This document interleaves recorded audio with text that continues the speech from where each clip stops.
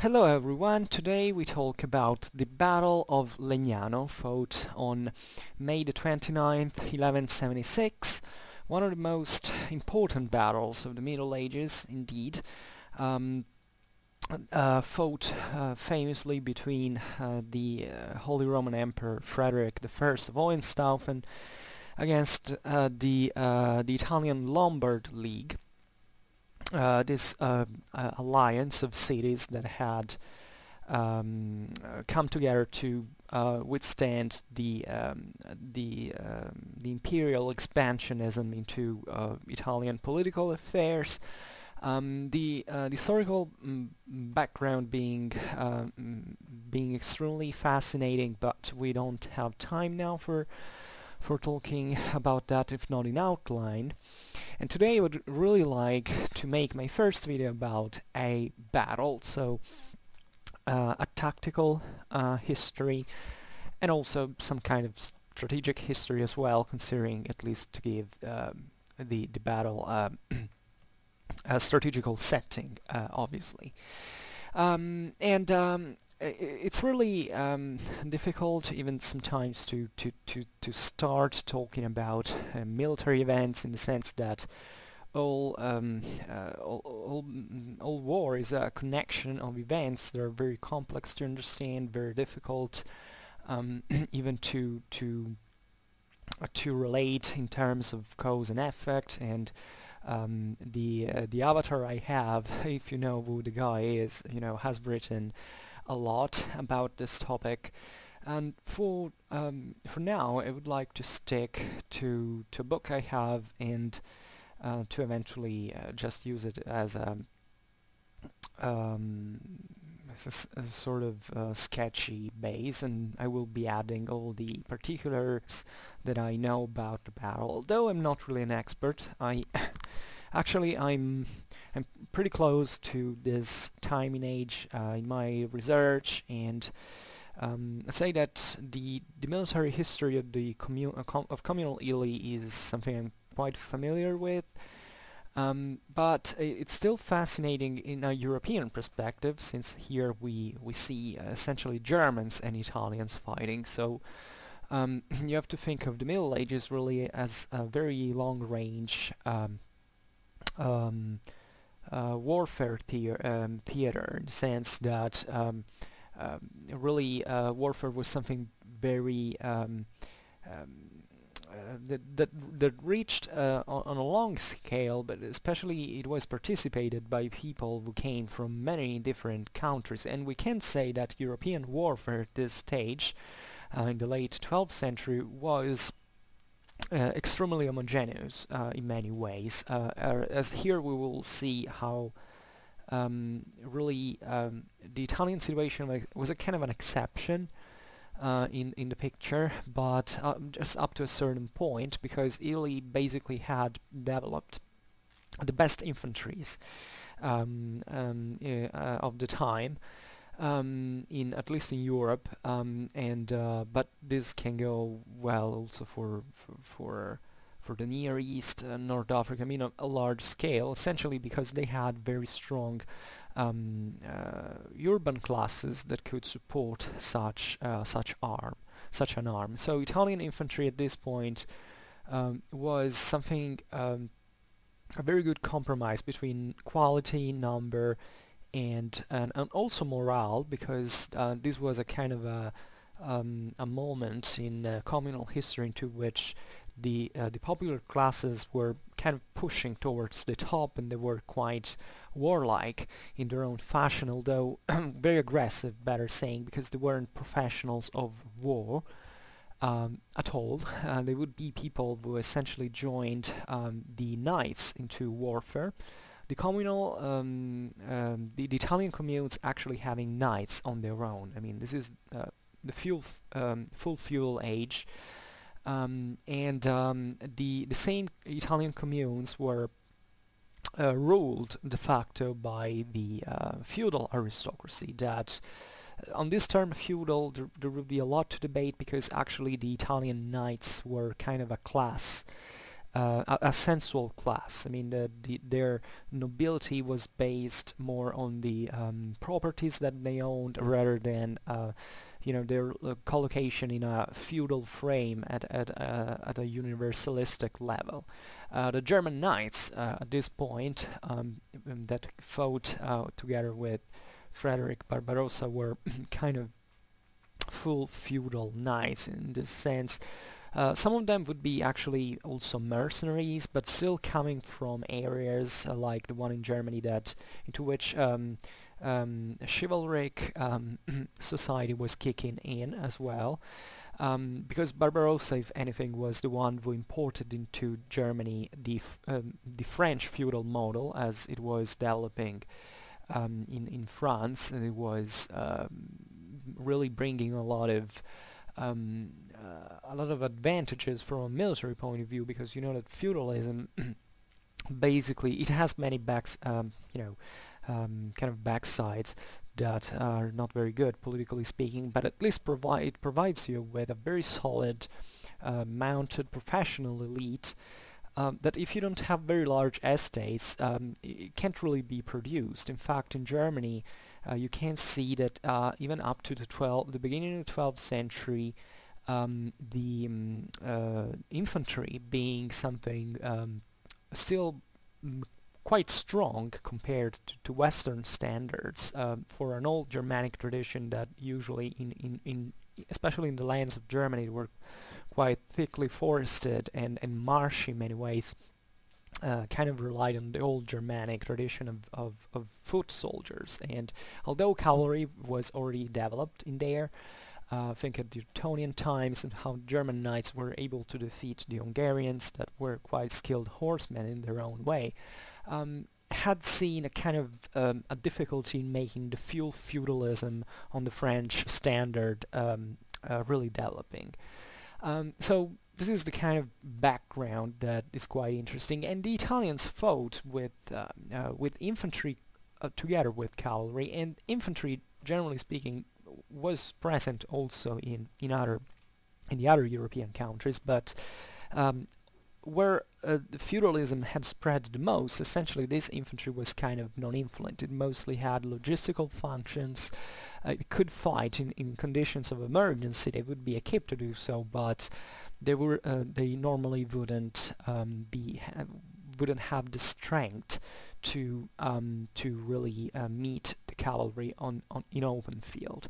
And Legnano is an extremely important battle in this sense, because instead it was one of the first times in which the would-be infantrymen in a full feudal age would have the guts to stand their ground in front of the heavy cavalry, and to even participate in its defeat, which was something that you have to understand also in the light of society of the time. Like the knights, even in Italy as much as in Germany, considered the commoners to be like not even humans. There was a lot of kind of even proto-racism in this classist perception, for which peasants were kind of half beasts, and their lives wasn't worth the one of noblemen.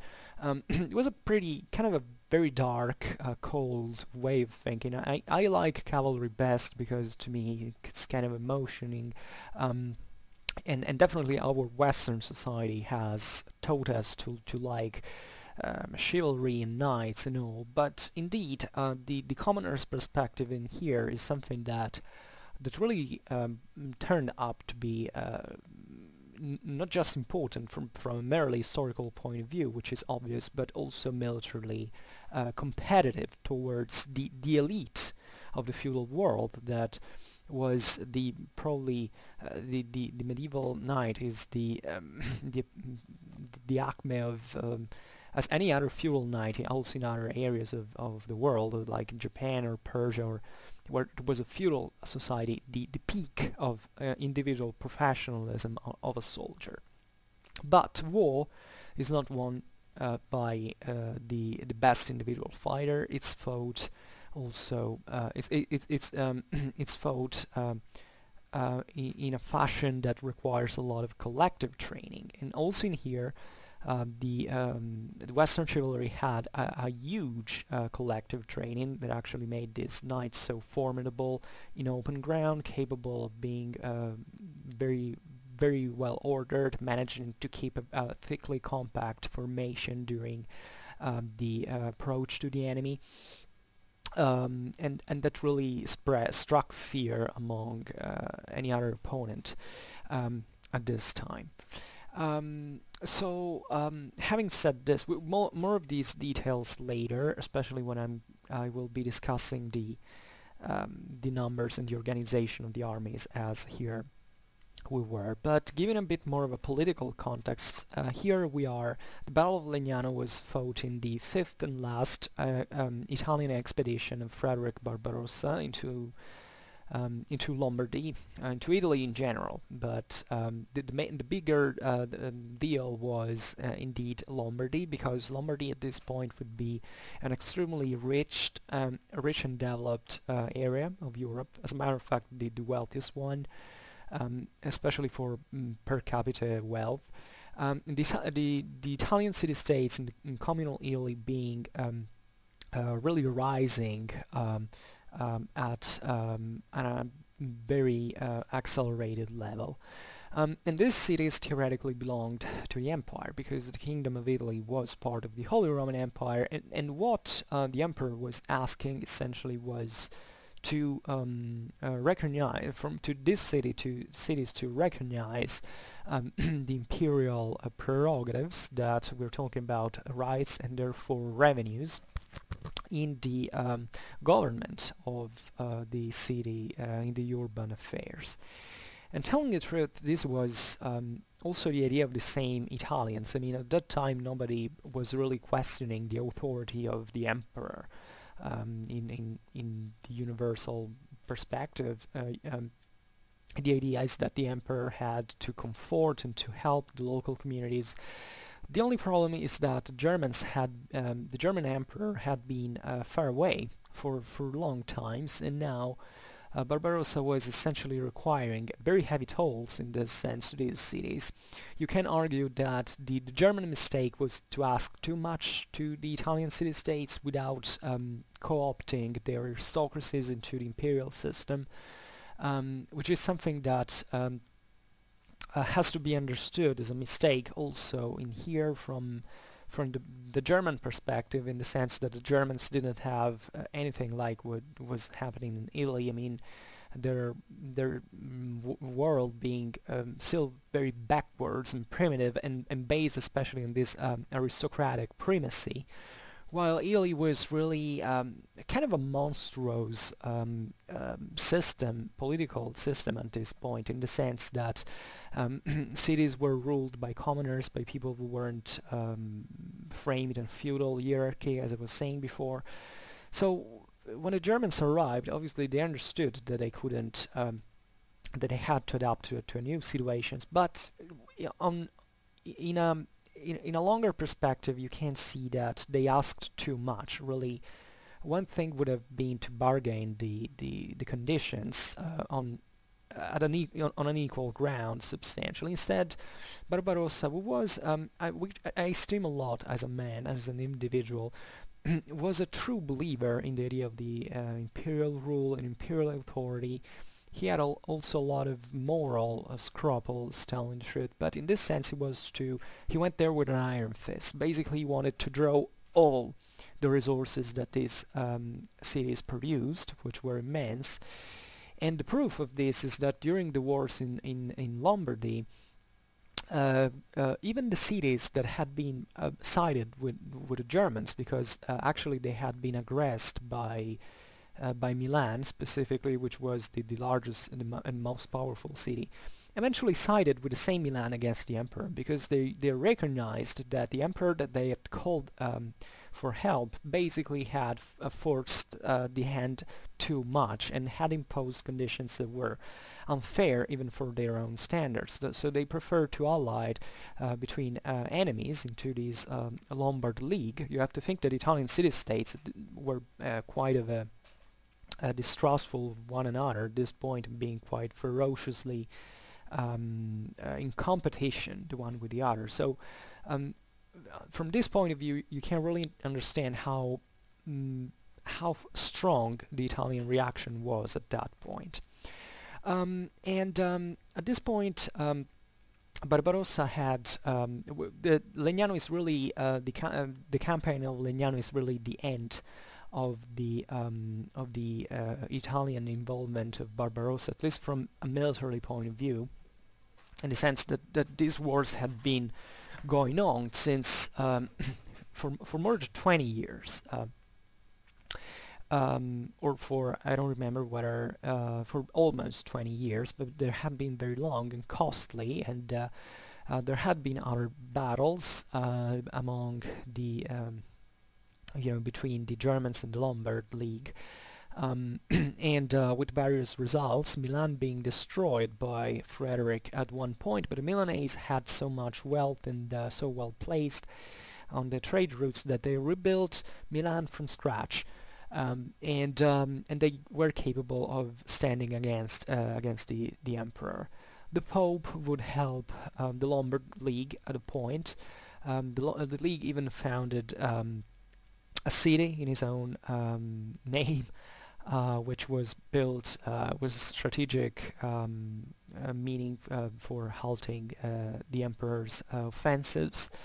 A kind of a typical, in many ways, a typical warfare of 12th century warfare, with a few pitched battles and a lot of raids, a lot of destructions, of devastations, and a kind of movement. Excuse me. How do you say that? A kind of you always look in what the enemy is doing and making move and counter move and all this stuff, and very just rarely meeting into battle, which is really the normal standard for these times. And in the fifth expedition of Barbarossa that had started essentially in 1124, excuse me, 1174, and lasted until 76. The emperor had come into Italy with a very strong force, which might extend up to the point of 10,000 men. Now, 10,000 men, even for for a kingdom, for those times being a very great force, the emperor had a lot of troubles in recruiting troops, especially into Germany. The German lay aristocracy being completely uninterested in the so-called Romfahrt, which was the way the Germans called the Italian expedition, because it was usually the one that the emperor did to go to Rome to be crowned. And the only ones who really followed the emperor would be the ecclesiastics. If you go into my medieval Germany playlist, I explain a little bit, if you're curious, why the the ecclesiastics really sided usually with the emperor. And there would be already certain cities that were faithful to the Germans at this point in Italy, so a base. For instance, the Barbarossa had crossed into Italy thanks to the Duke of Savoy.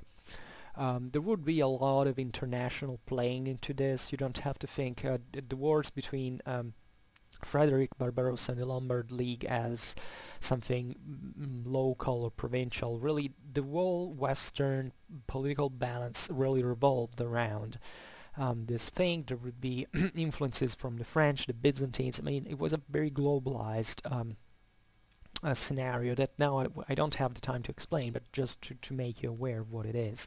Italy being also quite hypersenatic because it had, as we said, a lot of resources, so warfare had to be waged really into a wealthy land that was quite resourceful and could make many new armies popping out, as it had happened with Milan and all.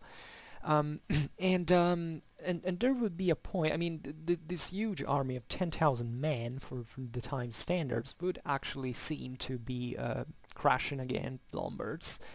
And Frederick would be so, was so kind of sure of that, then even he disbanded part of it, also because think just about the costs, not just the economical ones, but also the political ones, like all the guys that you have obliged to come in there want to come back home, want to be paid.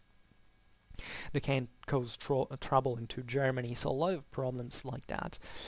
And there would be a phase of kind of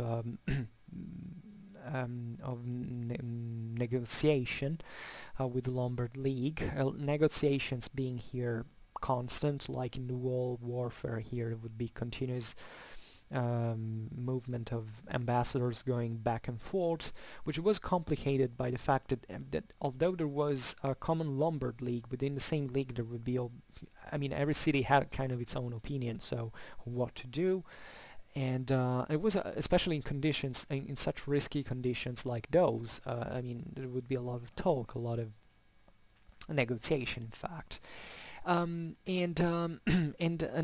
instead, the Lombard League kind of, at a certain point, broke the negotiations, because they felt to be in the condition of saying nuts, essentially, to the emperor, and they began to arm again. Now, Frederick at this point would be quite of angered.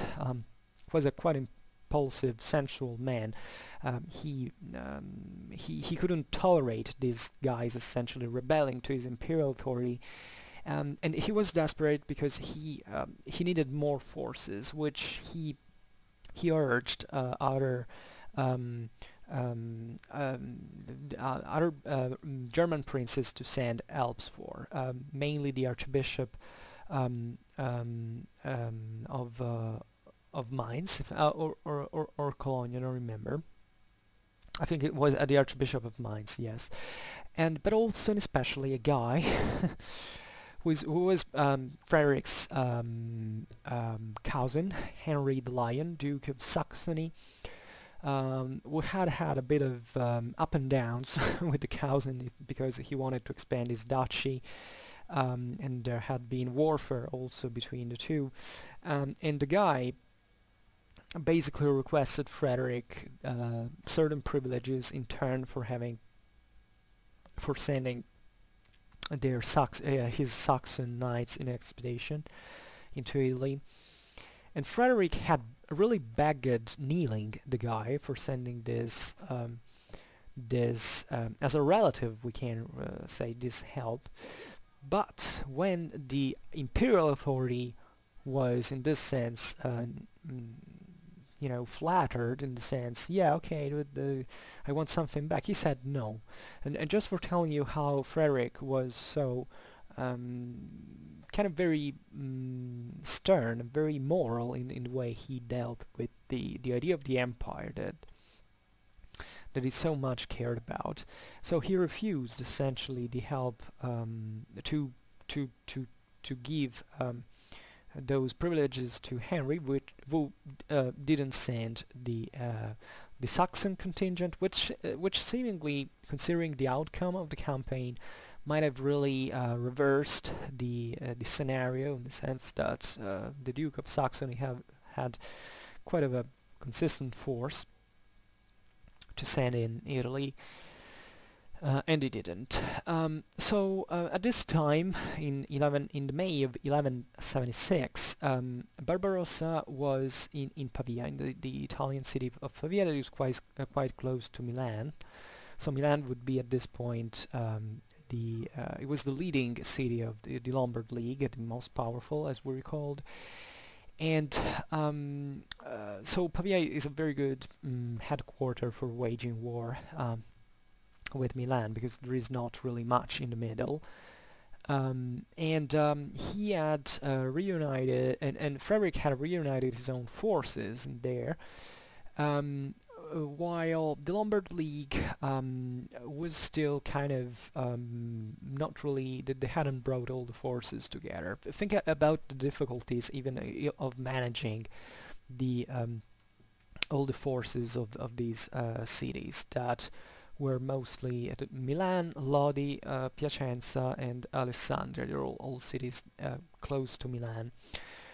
There would be also other troops. Lodi had sent 50 knights, Piacenza 200, Novara and Vercelli 300, seemingly. There would be knights being sent from Brescia and from the Veronese Mark, that is close to Venice. And it's interesting to see that these contingents were all mounted troops, because it would be more effective to send, it would be quicker to move, and infantry was perceived as not that useful in open field. And we will come back on this point. And plus, infantry was much better suited to defend the city walls and gates in the case eventually the Barbarossa would have won and had attacked one of the single cities. It is and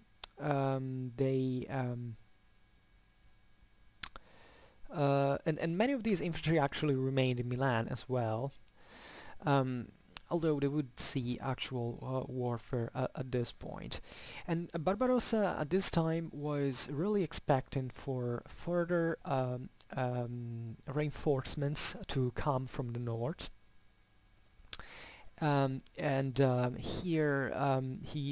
were essentially coming from Switzerland, close to Bellinzona.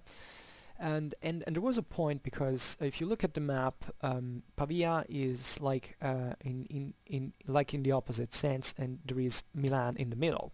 So the problem is that this the flow of these reinforcements could be cut off by the Milanese if they had wanted to attack them, especially their reinforcements weren't that numerous as we've seen. So there was an actual chance that even those could be knocked out by the Lombard League, and Barbarossa didn't want this to happen. So he made a kind of bold move, which in perspective triggered the same battle at Legnano, but that could have been avoided perhaps, and maybe making the strategical situation evolve maybe a bit bad at the beginning, but not so disastrously in the end. So he knew the way these guys were coming through the Alps, getting down near to Bellinzona, and he moved essentially with a small force of all the guys that he had in Pavia, very quickly, very speedily to the north, crossing the Milanese territory in practice. And when he went, everything went relatively smoothly. He just found certain difficulties at the Alpine footsteps, in which he fought against a castle named of Serravalle, because you have to think that the major kind of warfare at this point revolved around the capture of these small, we call them castles, but they were essentially moat and bailey things, maybe with something in walled, maybe a walled building, but really nothing extremely costly to take. And this castra would actually dot the whole European territory at this time, and the Italians had made a pretty good use of these centers, also because Lombardy and as a whole Po Valley is crossed by a lot of rivers. There are certain obligated points of passage, so these castles had a kind of a good strategical value. So Barbarossa kind of lost time during this siege, but at the end he managed to reunite with or to unite better with the reinforcements coming from the north. Now at this point he would have more troops, but he had to come back to Pavia by crossing once again the territories of Milan, and passing along the Ticino River, and reaching his headquarters of Pavia and the main force he had.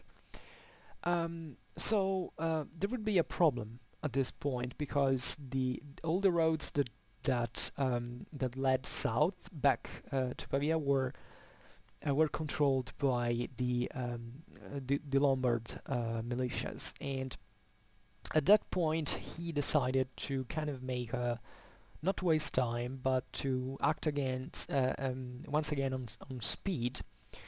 So making kind of a bold move in the sense that the slower you march and the better you can be prepared to meet an ambush or kind of making a sort of ground recognition, seeing if there is enemies and so on. But these forces were mostly mounted troops. So he could stress on this. He could really bet on this speed. So he thought just to run through the Lombard outposts. Even though relatively to the speed of medieval cavalry at this point, we should mention the fact that at this point, first of all, these knights being quite heavily loaded, not just because at this point they would be in hostile territory, so wearing the full armor, but also because they had to bring a lot of supplies with them, and really having a lot of problems. These supplies would be normally brought with donkeys or animals who weren't that speedy after all. So even the speed of cavalry at this point wasn't a great match. And the Lombard League forces around the area were mostly infantrymen, so the idea was, okay, let's try this anyway. Let's see what happens. Now the Lombard League command was kind of aware of the situation, obviously, because they had seen the whole thing. They knew that the emperor had to come back to Piacenza. Recognition here being something standard. I mean, it's not that they could lose the guy on the radar, but he would overall they would knew it, especially because they knew the terrain, they knew the places. These were all lands that the Milan had expanded in the previous decades, and they were quite close to the city, so it was fighting in their home in practice. But the main problem of the Lombard command at this point would be whether deciding if attacking the emperor or not, because it is true that Barbarossa had exposed himself by joining the reinforcements, and that now the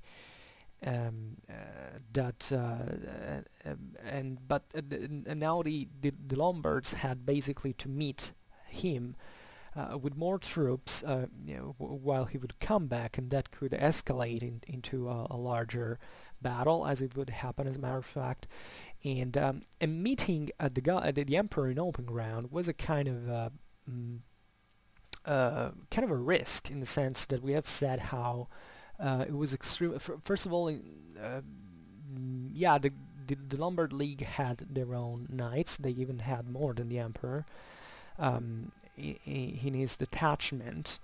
But if there had been a major battle so close to Milan, by the way, it was possible that the battle could have, if lost, could have led to the fall of Milan as well. So kind of a big problem. There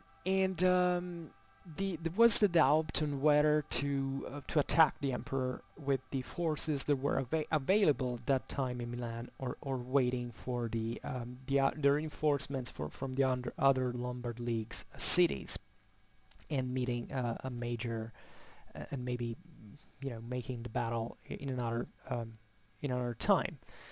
The convenient aspect of this is that the emperor hadn't his full forces at this point, So it would be like in the past, there would be similar situations into here in which it would have been better to fight against the Germans while they divided, so to make a kind of attrition warfare and taking the whole army out piece by piece, and not really clashing all together in once, because that would have, in case of defeat, as we were saying, would have cut out a strategical flexibility with no reserves and no troops available for a further engagement. So they decided, however, to meet the emperor into battle. They thought that it would be kind of a good option in that moment. Now, how really many the troops were, now that the armies were kind of heading towards the battle? Well, we don't have, talking about the sources, we don't really know excessively much. Legnano was a very resounding battle all over Europe, because it was quite of a big thing. On history books, sometimes you read things like, Legnano was just a minor engagement. No, it wasn't. It was one of the largest battles ever fought, like even larger than Bouvines and Muret, in spite of the political, and even the political strategical outcome would be quite of a big thing, but most of all, it would be extremely resounding in the sense that the emperor had been defeated. The emperor of Christianity had been defeated by some rebels, essentially, and even commoners, or at least cities that weren't any of no feudal or noble origin. So it would be kind of a terrible shame and all. So the numbers that we have are essentially a German army of relatively to the sources. I was saying that Legnano has lots of sources. We can rely on lots of sources, but in the 12th century we are kind of still in a primitive phase into which sources didn't really write much. Sometimes of all these of these 50 sources, you find just a few lines for the battle, and nothing particularly detailed. So it's difficult in the first place to be certain about numbers and all, but a fair estimate of this could be a number of 3,000 German cavalry, which we don't have absolutely to think as all armored cavalry at all. The armored elite would be kind of small, the others being squires or other runners or troops that weren't really even conceived for melee combat. Which is a very large number anyway. I mean, 3,000 cavalry here, it's kind of a big thing. And within this cavalry there would be at least hundreds of heavily armored German knights. So quite of a remarkable force, mostly mounted. I forgot to mention that there were to the German army also 500 Italians from the city of Como, probably partly cavalry, partly infantry. So we're not even sure whether that speed that the Barbarossa wanted to achieve could be actually possible with infantrymen. As I was saying, there would be Italian cities siding with the emperor. So what they did was to send contingents like that, and both in heavy cavalry usually, but also sending infantry to follow and to protect, especially the baggage train or the camp.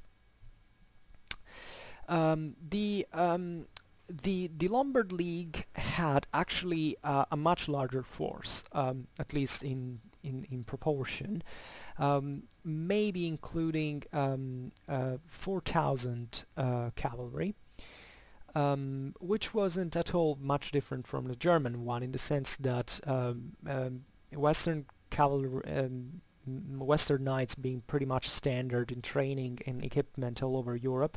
Certain people say, well, the Germans were tougher. There is no historical proof to say this.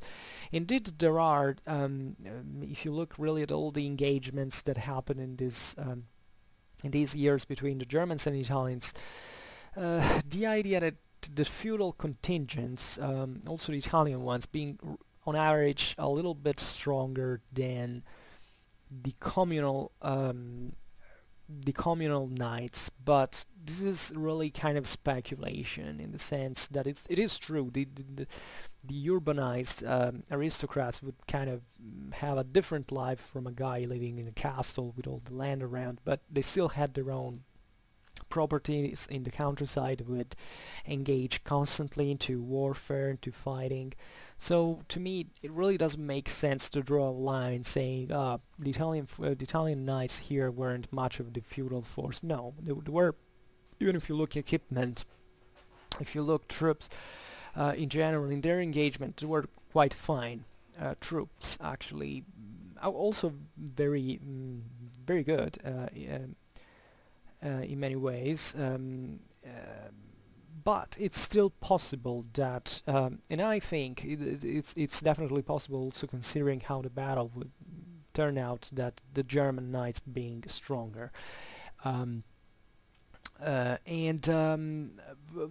in here, the 4,000 cavalry of the Lombard League being essentially mostly light cavalry with a few armored elite, just like the Germans, and an unknown number of infantry that usually it's been said, you know, these guys could be even 8,000 infantry. I don't think they would be so many, in my opinion. They could be really, yeah, they could be up to 8,000, but I don't think much more. The figure can be even 3,500 cavalry and 5 or 6,000 infantry from the Lombard side, and I think this is a better, really a better figure, a more plausible one. Also because, as I was saying, infantry wasn't really conceived to withstand against cavalry. I mean, the main work was actually done by cavalry, infantry participating because they could support cavalry, but not really meeting the enemy cavalry alone. And here the Lombard infantrymen instead would surprise the world for what they achieved. And there would be also a lot of, you have to think that knights and infantrymen, as I was saying before, didn't really like each other, so the presence of the battlefield of these men would, of these infantrymen, would be a kind of admonition towards the knights of the city, like saying, remember that we also make up the city, remember that you need us in some way for logistics, for holding the ground, for defending the camp, for supporting you even during the clash. So we really can't do without one another. The German army being said, philosophically speaking, in military terms, a much more of a feudal force in its own regard. Given these numbers, you understand that there wasn't such a great difference after all. The cavalry forces actually could even be equal, even though, as we have seen, there is a general understanding that the Italians had a slightly superior number. How would these infantry be equipped? I mean, we know the knights had kind of a pretty standard equipment with an iron helm, a coat of mail, a kite-shaped shield, and a lance, and a sword, and possibly also other other secondary weapons that existed definitely in chivalry, and the horses wouldn't be armored at this stage, if not with some very few light, but because they would have been extremely expensive. I mean, no army of the Middle Ages had, if not a tiny fraction of horses actually armored, and here maybe the horses being covered with padded surcoats that would make some effect against especially those hits that weren't so clean and hit at kind of a lower angle. But the interesting thing is how would be the infantry armed, since the role that considering the role that they would have during battle. Well, there is a general prejudice towards Italian Commonwealth militias that wants them as very kind of I can't say light troops, but basically just these pretty average spearmen equipped with a round shield and lance. Telling the truth, Italian infantry at this time being quite of a consistent force, not at all light and great in number, because this is the stereotype. Oh yeah, there were many, so they would be light, and this is not really so. I mean, from the most recent historiography, we know that this, especially in this phase of the communal age, the Italian infantry is being kind of a selection. There would be many compared to cavalry, obviously superior in number and even in the range of thousands as we've seen, but not at all lightly or not even medium armor. There would be quite tough and very heavily armored guys in the infantry, especially in the front line, in the first line, and they would be especially equipped with not just with spears, but as we are seeing, with armies that were actually really conceived to hit knights when they would be knocked down, to finish them off, and even to engage with them with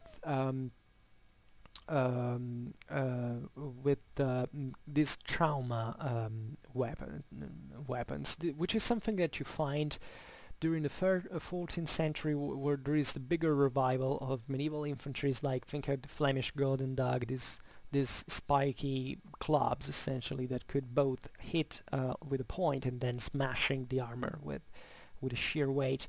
The Italians would have quite tough hand weapons at this time that could be very good to be kind of tin openers, to break or to traumatize at least under the enemy cavalrymen armors. And relatively to Legnano, we know from other sources that have been hugely debated, but I don't want to make a great fuss about it, that Italians in this case fielded certain special carts, not chariots but carts, that had spikes and shites.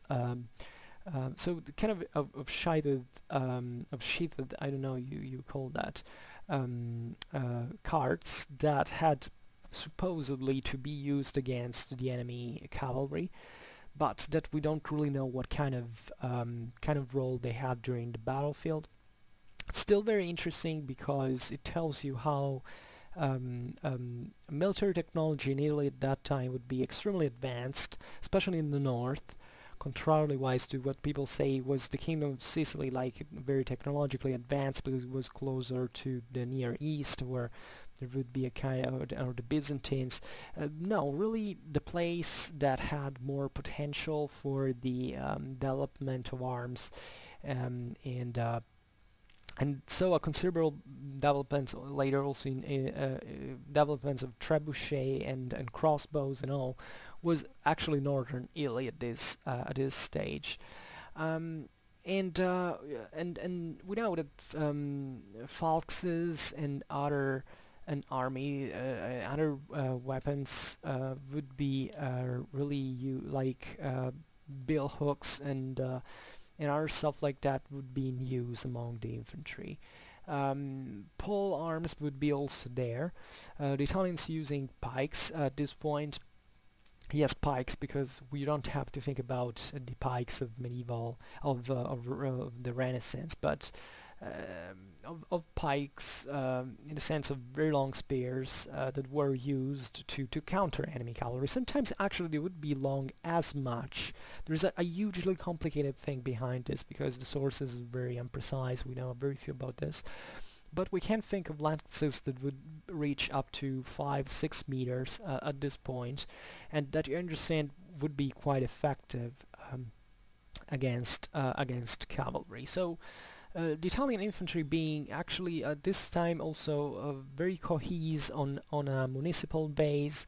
The guys really participating in the first place based on quarters, organized on quarters and on therefore among people who knew each other, who had already fought probably, and that weren't professionals at all, because these would be artisans or people who made a very civil life, not like the knights, but that had practice of warfare actually, and that had it because they would carry it out practically from a logistical point of view, with technical skills, with resources of the city, and really also devastating and taking part into engagements and even fighting against other infantry and other cavalry. But usually at this time, like in the rest of Europe, infantry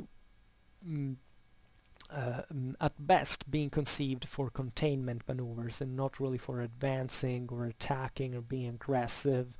And the Italians were on the lead on this instead, because their cities would be the strongest ones, and therefore they would be able to produce such an infantry that was unknown elsewhere at this point. At this point, the Lombard League's army would be marching towards to meet the Imperial one on the road towards Pavia, still in the north of Milan, as you can see from the maps, the Legnano actually being quite close to Milan itself, so kind of a halfway between Como, from which the Barbarossa had left, and Pavia. And at this point it would be a war situation, so both armies would basically march in, and especially the Germans, in a military asset with the ranks already formed. The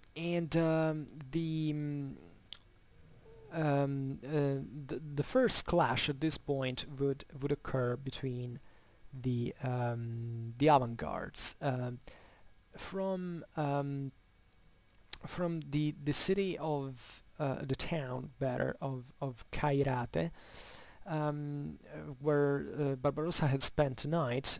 He had moved as fast as possible towards the south on the early morning of May the 29th, 1176, and he had disposed his forces in column, or as an order of march, and he had deployed an avant-garde of 300 men, of 300 cavalrymen.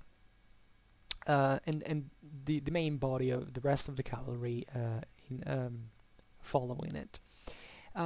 These guys would be, as I was saying, they would be already drawn up in combat formation, so they would be placed under the flags of origin and all. And following the main body of cavalry, the rest of the troops would arrive with the supply train and probably also the infantry men from Como that were carrying the baggages. And the Lombard League's army met the Germans.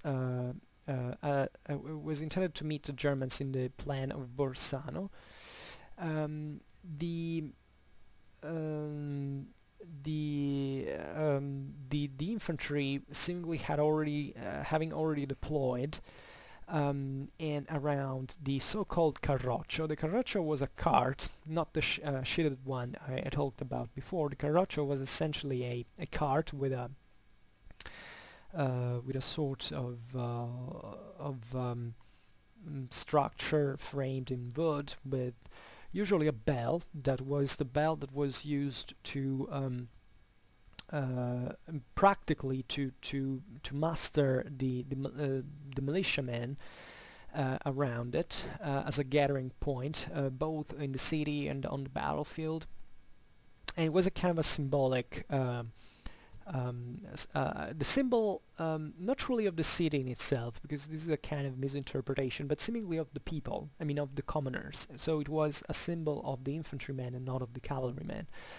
Eventually, it kind of, at this time, we're kind of in this phase of communal world where the two things were strictly divided. Eventually, the carroccio would become essentially a symbol of the city, and there would usually be the flag of the people, figures of saints.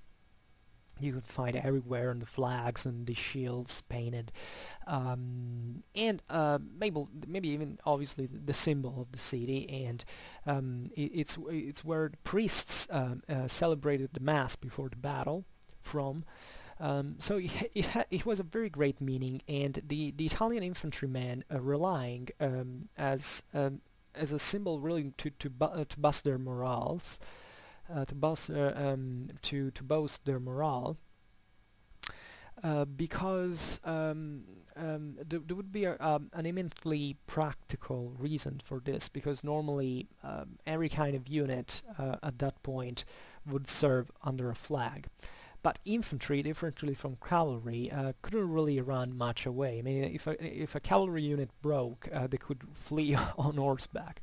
The infantry couldn't. Evidently, also because normally, as we were saying, it was cavalry who dominated the battlefield. So if cavalry had fled, it was because other cavalry was pursuing it. So at that point, it would remain without cover and just really having to fight to the death or fleeing. And the fight to the death would occur around the carroccio as a symbol of their as a reuniting point, and as a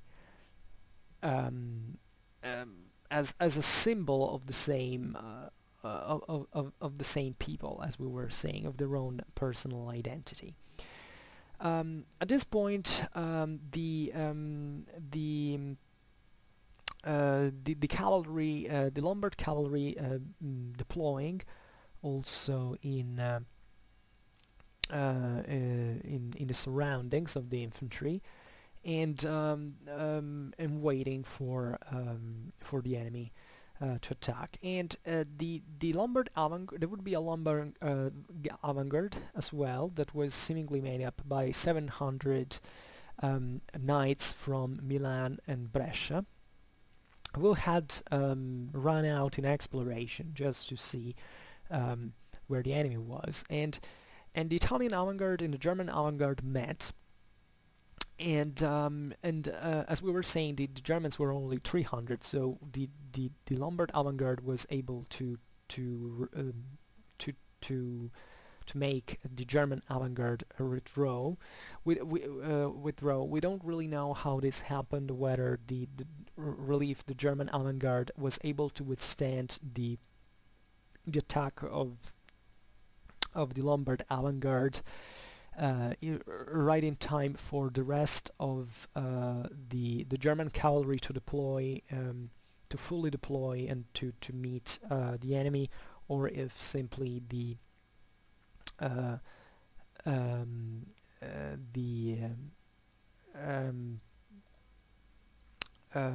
excuse me, I was reading one thing. And so it went, and at that point Barbarossa, seeing what was going on, made the main cavalry force advancing, and at that point the Italian avant-garde broke and fled, and we don't really know what happened, but the rest of the Italian knights would attack as well. So the two main ranks of cavalry really began to fight against each other, and the Germans managed to break the Italians at this point, the Italian cavalry. We don't know whether this happened because the 700 knights from the avant-garde kind of broke the same order of the rest of the Italian cavalry, which is possible as well, or whether if the Germans actually defeated after a long clash the same Italian cavalry, managing to rout it. And this was a kind of a turning point in the battle, seemingly because, as we have said, when one of the two armies' cavalries broke, basically it was done. You know, it was over because the infantry couldn't withstand for a long time the attack of the heavy cavalry, and the best they could do was either to flee in turn together with the cavalry if they could on foot, or to stand their ground and facing certain defeat and most likely death. So what the Italian infantry did at that point, you have to think the Italian infantry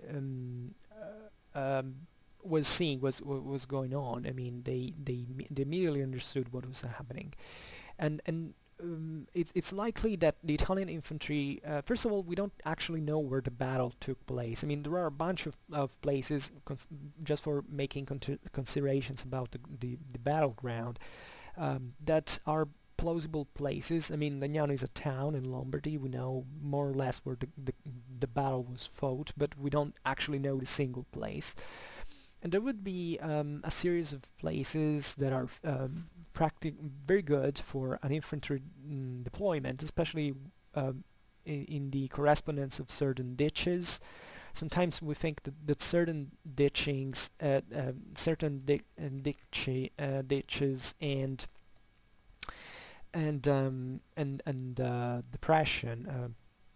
depressions of the terrain could have actually been built at the time as a result of military engineering, and it wouldn't be at all rare, in fact, at this point, for the Italian infantries, like for most infantries, to actually dig a ditch to put stakes and poles in the front, so to create a very strong defense. This already tells you two things. First of all, that this infantry historically was already developing in Italy as a containment force that had some good quality in it, because they were kind of expecting that they could be charged at a point by the enemy cavalry and that they had to withstand it.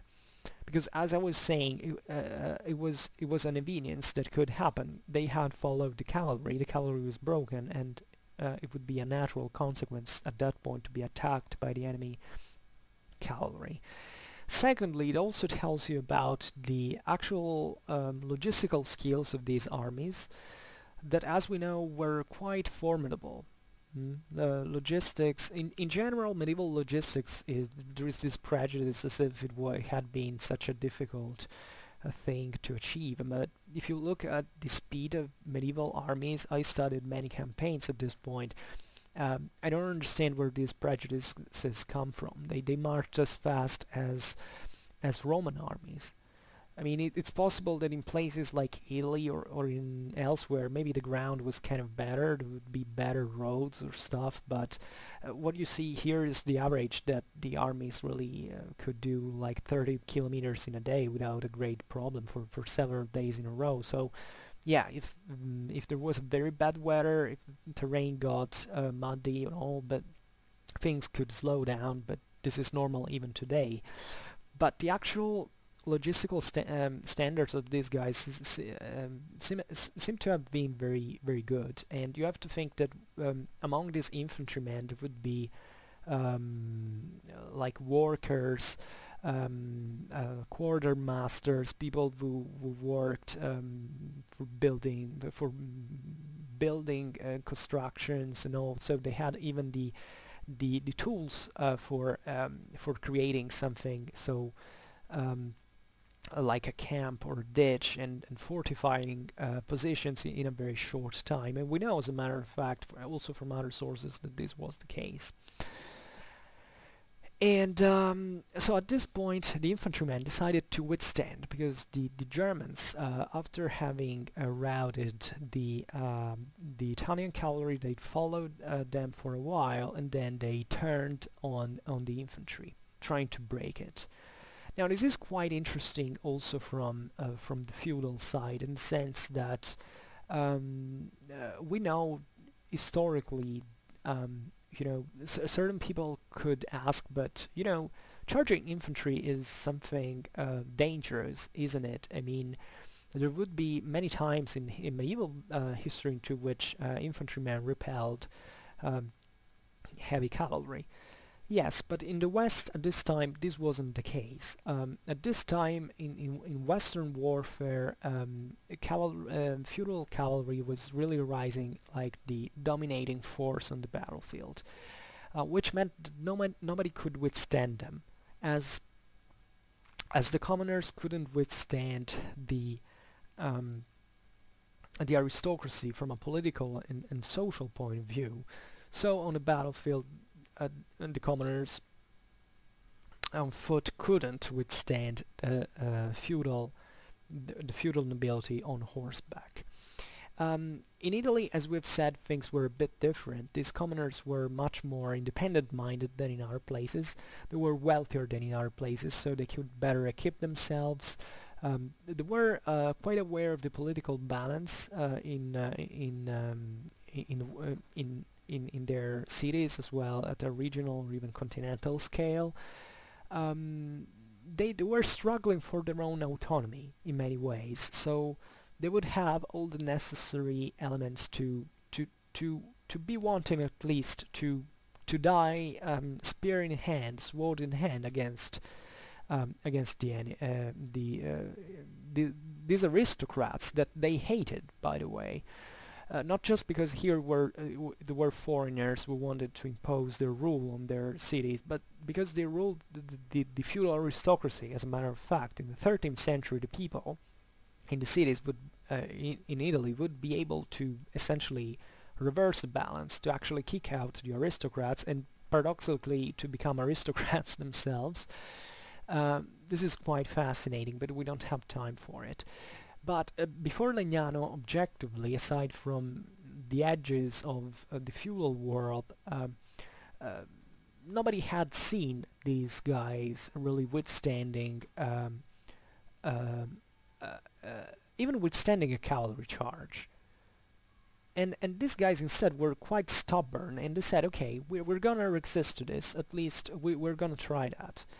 So they were all gathered around the carroccio behind the ditch, the palisades, and they would stand with their own pikes against the German cavalry. And the German cavalry at this point, being made up by noblemen, would kind of despise, obviously, these commoners. That how do they dare to rebel to us, to even take arms against nobles of blood? I mean, this is insane. These are kind of bastards who need a lesson. And actually the Germans had soundly kicked and defeated certain armies before.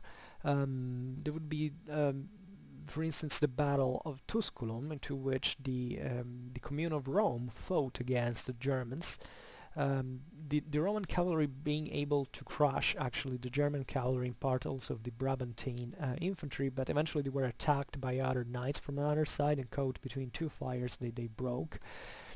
So there would be, even from a German perspective, the idea is of being undefeatable. You know, they were after all, they were the elite of European of the European military. These were just a bunch of commoners whose cavalry had fled, so yeah, after a few charges they will break. Now, what is interesting about cavalry charges, and that has to be understood in light of this scenario, is that they would be quite this would be quite long engagements. Um, uh, Cavalry charge is not something that you can do straight off, like simply charging to the enemy ranks. As we've seen, there was a ditch or palisade, pikes. Horses are not stupid. They won't run into that. So there would be a kind of back and forth, several even feints, because cavalry, I don't know if you realize what being charged by cavalry actually means. It's something psychologically devastating. And as a matter of fact, charges weren't really successful because of the physical impact, but rather than the psychological one. I mean, usually if the enemies were very if the enemy infantry was quite determined and solid and compact, and it had not probably softened up before, cavalry, even at the peak of its times, wouldn't charge into that. They would usually kind of harass them with javelins, with crossbows and all, trying to divert, to weaken them, to making them growing wary. And they would try to do fake feints to see into which line of the formation the guys were weaker, and they would be more likely to break if they had actually charged in. So it was all really tasted bit by bit in order to eventually charge in very very strongly. So in this case, the Germans probably recognized that they were fighting against a force that wasn't was a kind of a tough nut to crack. They probably made several charges. They would fight even with the infantrymen. At a certain point, imagine even the emotions of the whole thing, of the hate, of of all the adrenaline pumping into your organism, and being even irrational at a certain point. Surely among the infantrymen there would be also guys who could break psychologically at a certain point, or maybe just to throw themselves against the enemy coming out of the lines in a kind of a furor. I don't know how to call that. There are these kind of things in battle. Rationality kind of evaporates at a certain point,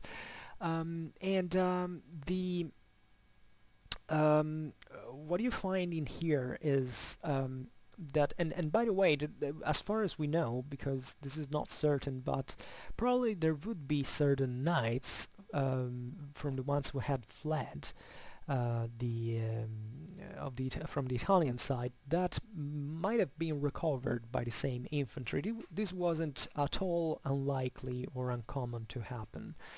And especially there would be many squires that had been waiting for their masters, probably into the infantry square. Usually, actually, squires following their masters into fight as well, especially at this stage they wouldn't be very much likely equipped, so they maybe wouldn't actually take place into the fight proper, but they would definitely maybe support their lords, bringing new fresh water, changing horse between a charge and another, and they would shout like, look out right, look at left, because even the helms would be kind of limiting the view in a certain fashion. So they would be useful in this sense, but we don't have to be we can be fairly sure that there would be also some knight and squire within the commoners. And certain commoners on foot really, as we were saying before, not really being differently armored from knights. Actually, the heavy infantry of communal Italy being equipped essentially as an armored knight of the time, essentially the same gear in practice. Maybe better suited for fighting on foot, but still very heavy. So it wasn't easy to charge into them.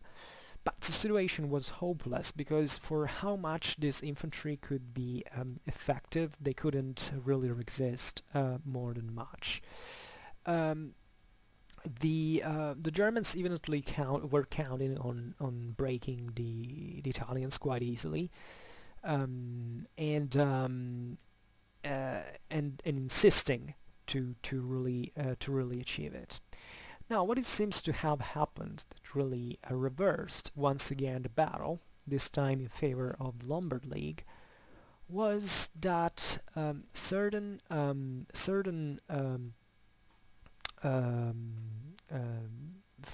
fresh body of Brescian cavalry that was coming onto the battle. So imagine even how these actions would be so sudden in many ways, that all the forces had really to converge on the battlefield, maybe not having come together on the battlefield from a certain point, but really knowing, I don't know, that the battle had began, and then joining, because this is how it really happened. I mean, cavalry is pretty fast, right? These engagements would last days, so there would be runners really going back and forth and giving news and making other people to move, because you have to think also the political situation. I mean, if you were an aristocrat living in one of these Italian cities, you would have kind of enmities with certain knights, you would have with other cities, you would have to really taste what and to measure what the situation was like, if it was good for you to intervene, and also such things could happen. And these cavalrymen from Brescia seemingly met the fleeing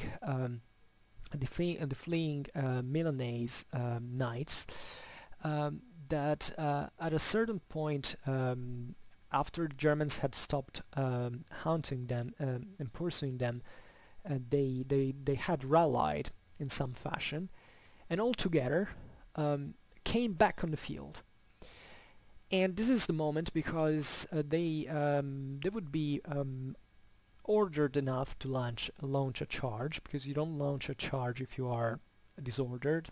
The Brescian knights were fresh, but you have to think of these Milanese knights, and in spite of having been broken once and having probably already performed several charges during the fight, had such a high level of collective level of professionalism, like the average of the medieval knights, to rely and to form up again into a rank and charge. And what happened is these guys charged into the German flank and rear. And at this point, the situation was definitely going bad for the Germans, because when you get struck by cavalry charge in the flank or the rear, your formation is most likely gonna be destroyed, really divided. You lose cohesion. They probably didn't expect this, so you have to think about the shock, the trauma, the blood, the things, the broken bones, and all this stuff, death. And that's really how things were reversed at that point. Once you lose cohesion, I mean, you can't even try to reform, to do something about it, but without order, you know, the situation is hopeless. It would be kind of a, especially in the following century, kind of a standard battle to a standard cavalry tactics being developed, the one of ambushes and attack from the flanks. This really happened in a different fashion, as we've seen, but it was enough. But there would be also other another situation, other elements that here seemingly happened. The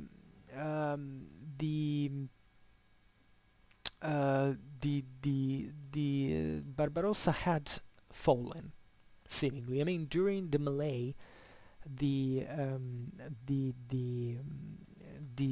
emperor was basically disappeared, And this battle was going on, let's remember, from the first from the first morning into the first hours of the afternoon. And the emperor had disappeared into the melee by the side of his men. So at this point, panic spread even more. We don't really know, the problem of reconstruction the sources is the battle through sources is that we don't really know what happened in sequence, but it would be definitely a thing also in other battles, that the commander kind of disappearing, falling, maybe obviously not killed, but maybe just fallen from horse, maybe his banner being lost, being got from the enemy. Seemingly, even the Carroccio was hit. I don't remember if it even fell, but just to tell you how dramatic and desperate this fight, and how crude and violent had been. So imagine really at this point people kind of beating each other, and a total mess. And at this point, even part of the infantry, of the Lombard infantry, had fled, because some of them presumably had started to flee as soon as they had seen the cavalry, the Lombard cavalry being broken, because they're not just all a bunch of courageous guys that decide to die all collectively in the same place. It would be guys that kind of threw their arms away and completely and fled. So you have to imagine even the kind of the critical mass of these formations really being torn apart very progressively. It was a very desperate situation. And there is a passage that is really beautiful, that tells you, that is from a Sicilian author, a Norman from Salerno, Romuald of Salerno, in southern Italy, that describes in his chronicle the battle. He says how the infantrymen resisted to the German knights. In Latin, oppositis clipes et prorectis astis ceperunt theorum furori resistere. So this basically saying is that putting all the shields in the front, and protecting them with the and by sticking the spears in the front, the infantrymen resisted to the furor of them, that is of the Germans. So the Germans being famous at this time for being very courageous, very bloody in their way of fighting, very aggressive, and it's kind of a stereotype that already existed back then, and objectively German cavalry being very strong at this time. And then it says, relatively to the fleeing infantry, and probably the most beautiful thing that has been written about a battle. Lombardi qui fugerant, resumptis viribus, et aleis, qui de novo venerant sociati ad pugnam, sunt animosi reversi, et simul cum suis peditibus super imperatoris exercitum impetum facentes, ipsum in fugam unanimiter converterunt. So, this is really the key to explain eventually even what this infantry was really made of, because it's say the Lombards who were fleeing. This is happening when the Brescian cavalry with the Milanese guys who had rallied had attacked the emperor from the flank, and says resumptis viribus means to having recalled all the fighters and the others, they went together, sociati, so really feeling this idea of their community, of their morale, of esprit de corps, if you want, to the battle. Back with a very animosi can be translated as here it says courageous, daring way, but really in Latin it means something that really comes from the spirit, something that that brings in new force, new will to fight. And in this way, with with the infantry making oh no, sorry. What I said about this is not really about the infantrymen. It's about the cavalrymen. But here starts the point about the infantry, because it says et simul cum suis pedibus, which means and therefore with their own infantrymen over the imperial army they made impetum. Impetum is this kind of impetus, this force, momentum, violence, as you want to call it, and they made collectively this effort, so cavalrymen and infantrymen together, and they made flee the Germans together. So this is very important because it adds one detail that you rarely find into medieval warfare at this stage, which is the idea that the infantry not just was used as a containment force, but that it also was capable of attacking and pushing on the enemy cavalry together with their own cavalry and breaking it in practice. So what it says here about that, I said it's a mistake of me, but it's really the same, because here it says the Lombards were fleeing. Yeah, it's about the cavalrymen, but the same thing here is done for the infantrymen. We have to think of infantrymen really seeing what was happening when the cavalry came back and really joining back the infantry square of spearmen, and eventually all together as a mass and force, even maybe crossing the ditch, attacking the Germans in the front. You really have to think like that. They were surely equipped even to meet an enemy cavalryman that wasn't charging but standing, maybe dueling with another knight and kind of breaking his legs or wounding him or the horse, etc. So this is extremely important. You know, the battle was obviously won by the Lombard League, notoriously. I think it was nobody's surprise at this point to know that Legnano was the defeat of Frederick Barbarossa, made collapse his whole Mediterranean policy in the way he had thought of that with the control of Italy, etc. He would go to the Third Crusade, dying there, but the main momentum was lost at Legnano from a strategical point of view. The Italian militias got obviously the German train.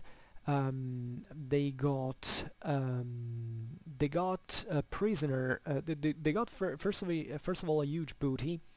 They caught prisoners 10 of the great feudatories, feudal lords that made up the German army, together with seemingly thousands of other Germans, and this was a clamorous victory. What did happen to Frederick? Well, Frederick was last seen into the mist.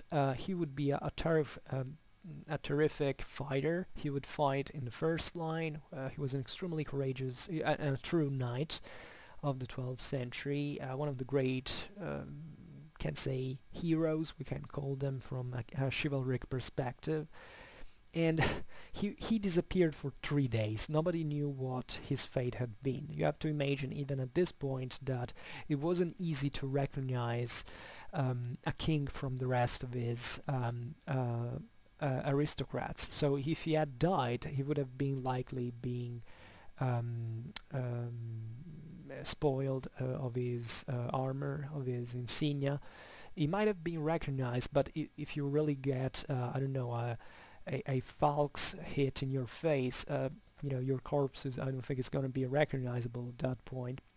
You have to imagine of the mass of all these wounded and dead all over the plain, so some very kind of terrible sight. But he came back to Pavia 3 days later, so he basically escaped the battle. very likely because others hadn't made it. We have really no other source telling us, you don't know, whether he got a horse. But 3 days after, it's really the idea that he had to flee at least, and to be hunted by the enemy in some bush, in some place, because you have to imagine really these things happening. And it was a miracle objectively that he managed to escape. Maybe we can't really account this on his personal skills as a fighter, as a survivor, at least in this situation. So it was a huge victory of the Lombard League. There would be the Peace of Venice a few years afterwards, really marking the privileges of the Lombard cities in front of the emperor. You know, all the story that, as I was saying, I'm not gonna tell now. I will talk about this in a general history video. But just for saying that it was really a tough day. The Italians seemingly had contained losses. We don't have, you know, medieval battles not being extremely bloody at this time. This was a pretty bloody one, telling the truth, for those times average. But they probably suffered some hundreds of losses, in my opinion, of casualties, probably something more considering the wounded. But yeah, they got pretty limited losses. The Germans really lost an irreplaceable amount of fighters, and they had to give up the world strategic theater in practice, in spite of the, you know, the local, because you have to think at this point, after Legnano, really the German authority in Europe, even in relation with the Byzantine Empire, southern Italy, France, really collapsed. So there would be, especially in Italy and in other areas of, even in Germany, in other especially border areas that the Hohenstaufen had tried to play on, a general switch towards the Pope, the papacy, and the Guelph cause against the Germans. And Legnano is an amazing battle, for many reasons. Historically had a great impact. In terms of the history of tactics, it was really landmark because it showed for the first time that there could be a commoner in feudal society that could take a spear and attack an imperial knight on foot, and even obtaining victory. Obviously victory was obtained by cavalry, and this would be the standard for every battle in feudal Europe up to the early 14th century, when infantries began to win alone against cavalry without the support of other cavalry. That's really the point. At this point, infantry, medieval infantry, not being tactically autonomous from cavalry, not just not being able to defeat the enemy cavalry, and this was a resounding. It had a resounding effect, really. This probably, you have to think of the psychological importance of this battle, in the sense that if you are a commoner, a European commoner, all over the continent at that point, that was struggling against your feudal master that fought on horseback, and you were just a guy who could take a bill and go there and to fight. It gave an enormous confidence, because nobody at that time could think that thing could happen. A commoner, it's not that it didn't have to, because it was forbidden, but he couldn't defeat or take arms again and win against a feudal lord.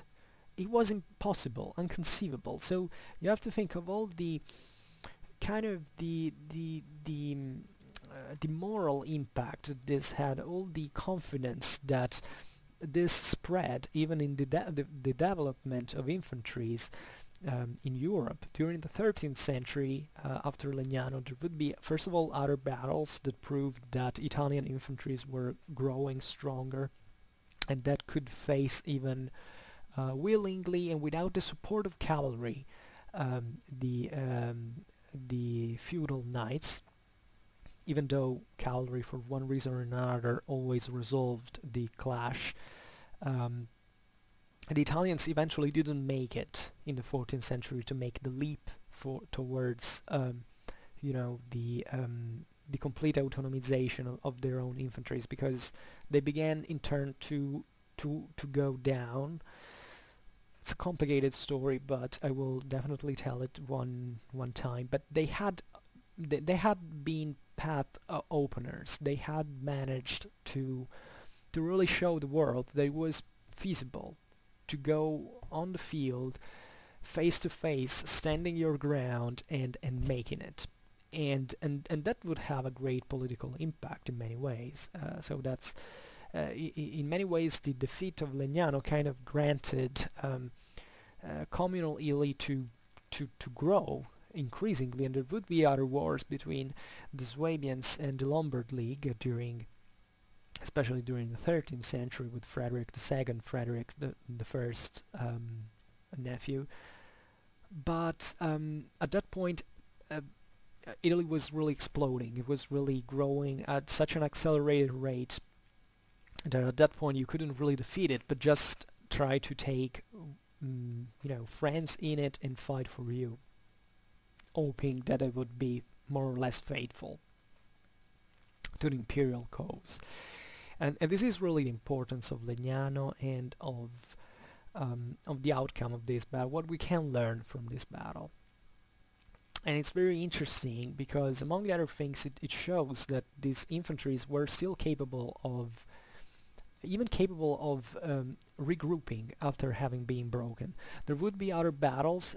For instance, in 1160 there had been the Battle of Carcano, who had seen actually the Italian infantry being broken by the German cavalry, but regrouping, which was kind of incredible, because no infantry at that point had such an esprit de corps in such a way. And these guys in Legnano seemingly were kind of almost defeated by the German knights, but when they saw that things were going back into their favor, had the guts to even come back from that hell, into that hell, and even taking arms to assault the enemy cavalry, which is something you never find in at this stage in medieval tactics. I mean, infantry contained; it wasn't conceived for attacking.